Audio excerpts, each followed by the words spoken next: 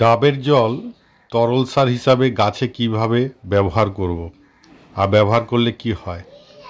তো শুধু ডাব নয়, এই ডাবের জলের সাথে এই পেঁয়াজ খোসা, ঘুটের জল আমরা নিয়ে নিই। নমস্কার বন্ধুরা, প্রদীপ গার্ডেন্সে আপনাদেরকে স্বাগত। শুধু ডাবের জল নয়, ডাবের যে খোসা, এই ডাবের এই খোসাগুলো কিন্তু আমরা জলে ভিজিয়ে এরভাবে কেটে নিচ্ছি। কেটে নিয়ে জলে ভিজিয়ে আমরা এই জলটা ব্যবহার করব। তো ডাবের খোসায় কি থাকে? প্রচুর পরিমাণে আয়রন থাকে। তো ডাবটা আমি কেটে নিলাম। শুধু ডাবের খোসা না, ডাবের জল, মালাই সব মিলে একটা সার তৈরি করব। তো দেখুন, এখানে আমি প্রথমে কেটে নিচ্ছি এবং এর ভিতরে যে অল্প যে মালাইটা আছে সেটাও আমি বের করে নিচ্ছি। বের করে নেওয়ার পর সেটাকে আমরা একটা মিক্সিং বলে নিয়ে সেটাকে পেস্ট বানিয়ে নেব। প্রথমে আমরা ডাবের জলটা সংগ্রহ করে নেব।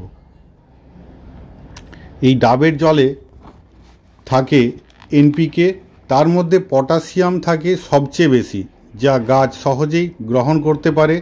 এছাড়া উদ্ভিদ হরমোনগুলোর মধ্যে সাইটোকাইনিন থাকে। এই সাইটোকাইনিন কিন্তু গাছের বৃদ্ধির জন্য সহায়ক। থাকে আয়রন, ক্যালসিয়াম, অ্যান্টিঅক্সিডেন্ট ও অ্যান্টিফাঙ্গাস উপাদান। থাকে ফলিক অ্যাসিড। জল আর এই যে মালাই, দেখুন আমি দুটো ডাব কেটেছিলাম, তো জল এবং এই মালাই সংগ্রহ করে নিলাম।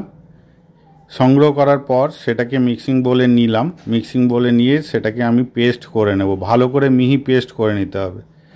এবং পেস্ট করার দেখুন, প্রথমে মিক্সিং বোলে একটু নিয়ে নিলাম। নেওয়ার পর ওই যে ডাবের যে জলটা ছিল সেটাই দিয়ে কিন্তু আমি পেস্ট করব।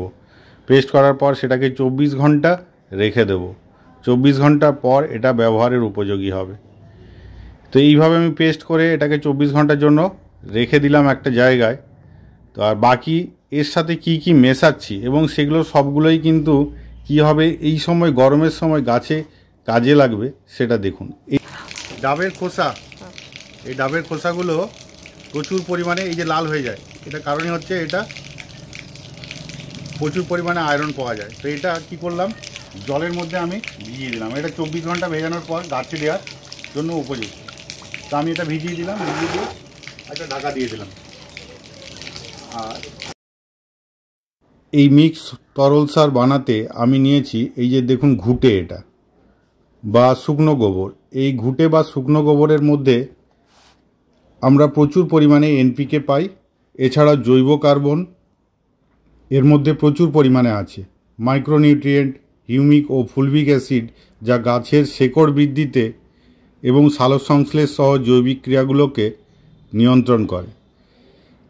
এই ঘুটের জল যেমন গাছের এনপিকের চাহিদা পূরণ করে, সাথে সাথে যে মাইক্রোনিউট্রিয়েন্টের চাহিদা এবং গাছের বৃদ্ধি, ফুল ফল আনতে সাহায্য করে।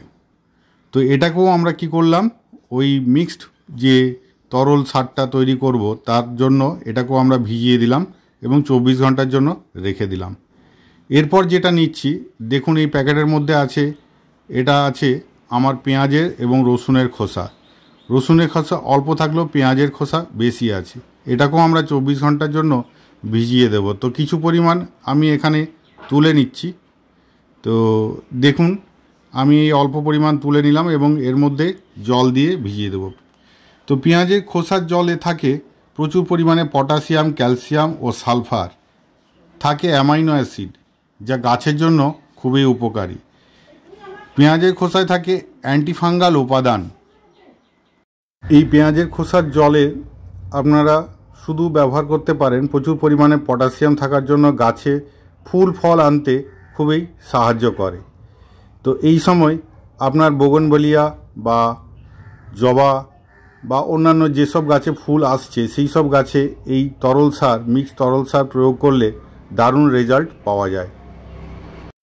যেসব গাছের বৃদ্ধি থমকে গেছে বা পাতা ছোট ছোট হচ্ছে বা আপনার ফুল ফল আসছে না, অনেক সার প্রয়োগ করেছেন, সেই সব গাছে একবার এই সারটি, মিশ্র সারটি প্রয়োগ করে দেখুন। দেখবেন ম্যাজিকের মতো কাজ হচ্ছে।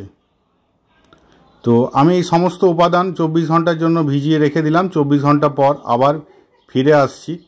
তো আপনারা দেখতে থাকুন, একদম স্কিপ করবেন না, খুব গুরুত্বপূর্ণ ভিডিওটি স্কিপ করে দেখলে অবশ্যই কিছু প্রয়োজনীয় জিনিস আমার বাদ পড়ে যেতে পারে। 24 ঘন্টা ভেজানোর পর এই যে জলটা কেমন হয়েছে দেখুন।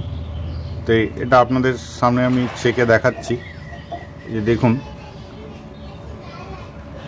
এটা আমি কি পরিমাণ নেব, নিয়ে এই ফার্টিলাইজারটা তৈরি করছি।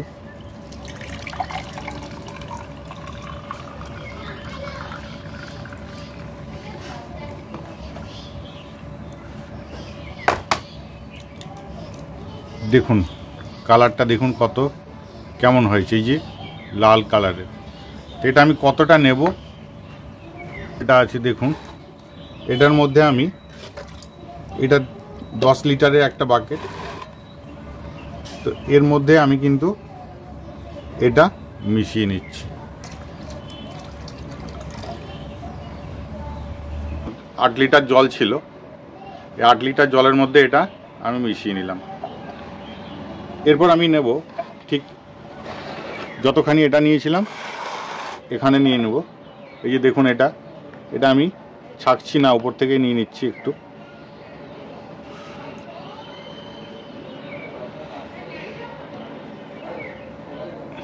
আমি 8 লিটারের মাপের আপনাদের দেখাচ্ছি, ছেঁকে নিলে ভালো। তো দেখুন এটার কালারটা কত সুন্দর হয়েছে। তো এটাও আমি এর মধ্যে নিয়ে নিলাম।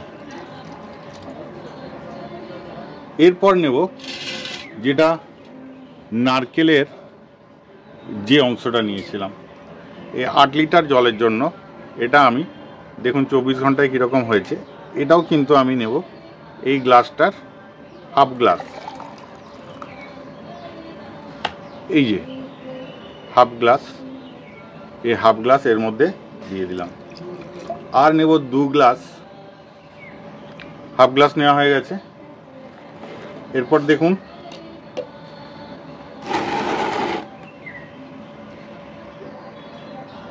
এই যে ডাবের খোসাগুলো ভিজিয়ে রেখেছিলাম 24 ঘন্টা ভেজানোর পর, এটা কীরকম হয়েছে দেখুন। এই যে এটাও কিন্তু নিয়ে নেব, এটার মধ্যে 2 গ্লাস, এটা নেব 2 গ্লাস। এর মধ্যে প্রচুর পরিমাণে আয়রন আছে।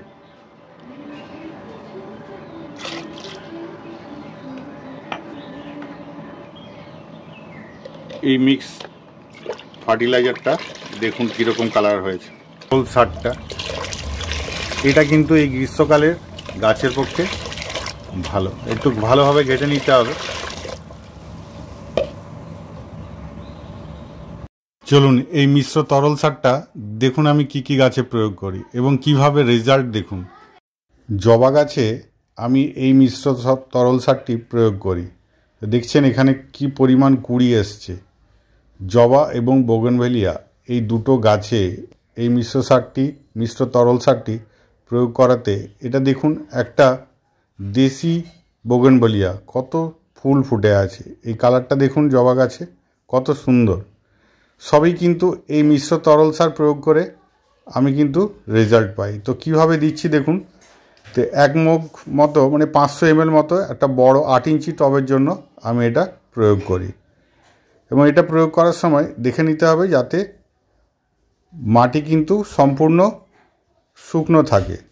আমার প্রত্যেকটি টবে কিন্তু ওয়েল ড্রেনেজ মাটি, তো সেই কারণে কিন্তু আমার জল যাতে না থাকে আগে পূর্বে, সেই জন্য আমি কিন্তু একটু ড্রাই হয়ে যাওয়ার পরেই এই লিকুইড সারটা ব্যবহার করি। খুব সুন্দর, এই গরমে এই লিকুইড সারটি খুব সুন্দরভাবে কাজ করে। তো এখানে দেখুন সমস্ত গাছে কিন্তু আমি এই সারটি প্রয়োগ করি। এই সারটি প্রয়োগ করার ফলে আমার গাছে কিন্তু অজস্র কুঁড়ি, সমস্ত গোলাপ থেকে আরম্ভ করে আমি সমস্ত গাছেই আমি এটা ব্যবহার করি। এখানে দেখুন এই সার প্রয়োগের ফলে গোলাপ গাছে কত ব্যাসাল এসেছে এবং গাছের পাতাগুলো দেখুন খুবই ভালো। কারণ এর মধ্যে মাইক্রোনিউট্রিয়েন্ট, অ্যান্টিফাঙ্গাল উপাদান সব কিছুই থাকে, তাই এই সারটির তুলনা হয় না। একবার গাছে প্রয়োগ করেই দেখুন কি পরিমাণ ফুল, এবং যদি ফল গাছেও ব্যবহার করতে পারেন কোনো অসুবিধা হবে না। ফল গাছেও অজস্র ফল আনতে সাহায্য করে। তো বন্ধুরা, এই ছিল আজকের ভিডিও। যদি ভিডিওটি ভালো লাগে তাহলে অবশ্যই লাইক, কমেন্ট এবং শেয়ার করবেন। ধন্যবাদ।